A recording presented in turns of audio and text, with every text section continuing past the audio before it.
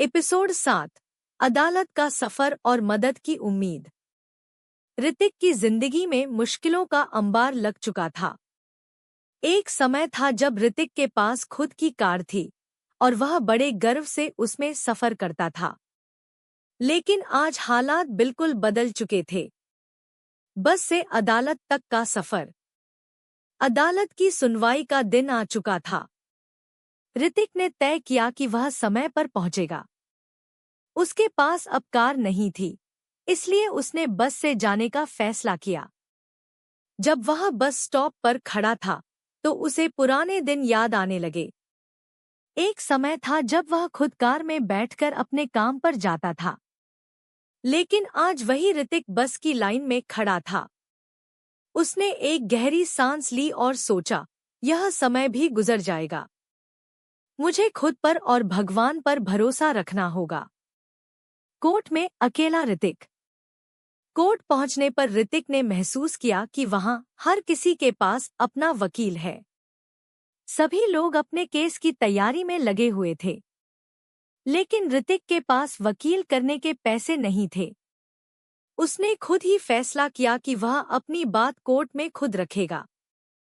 ऋतिक को डर था कि वह अपने मामले को सही तरीके से प्रस्तुत नहीं कर पाएगा। उसे लगता था कि बैंक के वकील और अधिकारी उसे हर तरह से घेरने की कोशिश करेंगे। मदद का हाथ। जब ऋतिक कोर्ट में अकेला बैठा था, तभी एक युवा वकील मदन ने उसे देखा। मदन ने महसूस किया कि ऋतिक बहुत परेशान है और शायद मदद की जरूरत में है।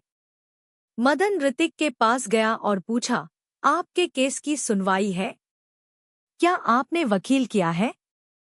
ऋतिक ने सिर झुकाकर जवाब दिया, नहीं, मेरे पास वकील करने के पैसे नहीं हैं। मैं खुद ही अपनी बात रखने की कोशिश करूंगा। मदन ने तुरंत कहा, अगर आप चाहें तो मैं आपका केस देख सकता हूं।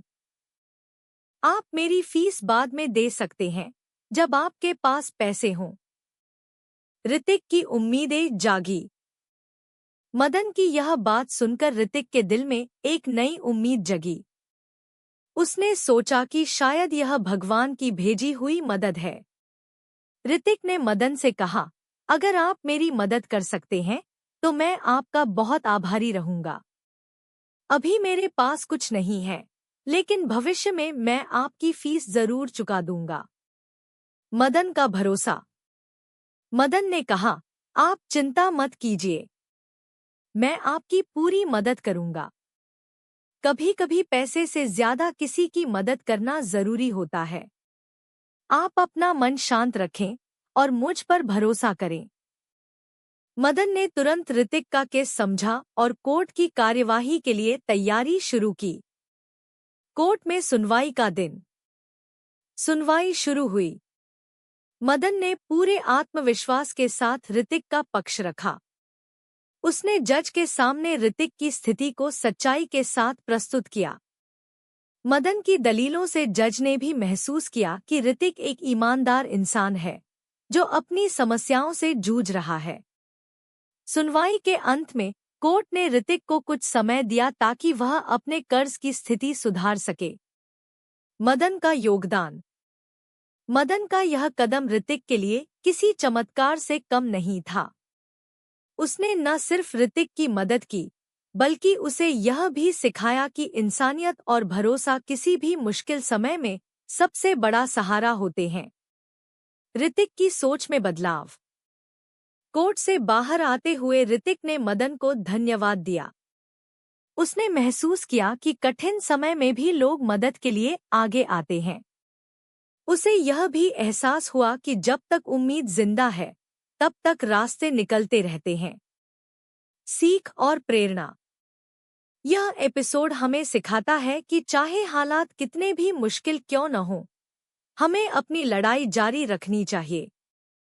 साथ ही यह भी दिखाता है कि मदद कभी-कभी अप्रत्याशित जगहों से मिलती है। सीख। 1. कठिन समय में मदद मांगने से झिझकना नहीं चाहिए। 2. दूसरों पर भरोसा करना कभी-कभी बड़ी समस्याओं का हल बन सकता है। 3. इंसानियत और मदद की भावना किसी भी परिस्थिति को बदल सकती है।